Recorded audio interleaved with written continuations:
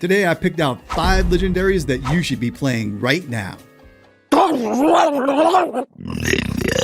What's up everybody, it's VENGADRAGON and I am back again with some cards that you should be playing in the meta right now. I checked out the stats from April 1st, so everything that you're seeing in this video is from April 1st in Diamond 5 up until Legend. The first card up is Death Speaker Blackthorn. This is a card that sports a played win rate of 57.8%. It has a mulligan win rate of 54% and a drawn win rate of 54.3%. This is a 7 mana 3/6 with the battle cry, summon 3 death rattle minions that cost 5 or less from your deck. It creates big tempo turns, and the thing is that when you pull 3 cards out of your deck, it definitely thins your deck as well as puts some really big stats on the board. And because of the way that the death rattle minions are designed in the Demon Hunter class, you'll get some that will stick on the board, and if they're killed, will pull something out of your hand. So this could create some really big swing turns. The next card up is Cariel Roame. This is a card that has a played win rate of 57%. It also has a mulligan win rate of 58.7% and drawn win rate of 58.4%. Now this could very well be one of the best cards in the game based on this. All of these stats are from Diamond rank 5 to Legend. Cariel Roame is a 4 mana 4/3 with Rush, Divine Shield, and whenever this attacks, reduce the cost of holy spells in your hand by 1. It's almost always guaranteed to lower the cost of holy spells in your hand. Because it has Divine Shield, it might even stick on the board. And I heard that this one is also the younger sister of Tamsin, which we'll get to later. And I'm going to need your help there to decide about that card, so stick around for that. Another great thing about this card is that it's a rush minion, and it's also a great tool for board control. Since she has Divine Shield, she's very powerful. She has rush, so you're definitely going to be able to get it out on the board. And if there's a minion there, you could ping into it and reduce the cost of those holy spells. One of the great holy spells that it can reduce the cost of is Hand of Adal and Avenge. One of the nice things is it'll reduce the cost of those cards. You might even be able to play them on the same turn. With 4 attacks, she definitely can do enough damage to a minion to kill it and establish great board control. Cariel Roame is a card that should be played in Paladin because it has a lot of really good powers. It synergizes well with the holy spells, and it's definitely something that will create some tempo and also get you some board control. So put Cariel Roame in your deck now. The next card up is Kazakus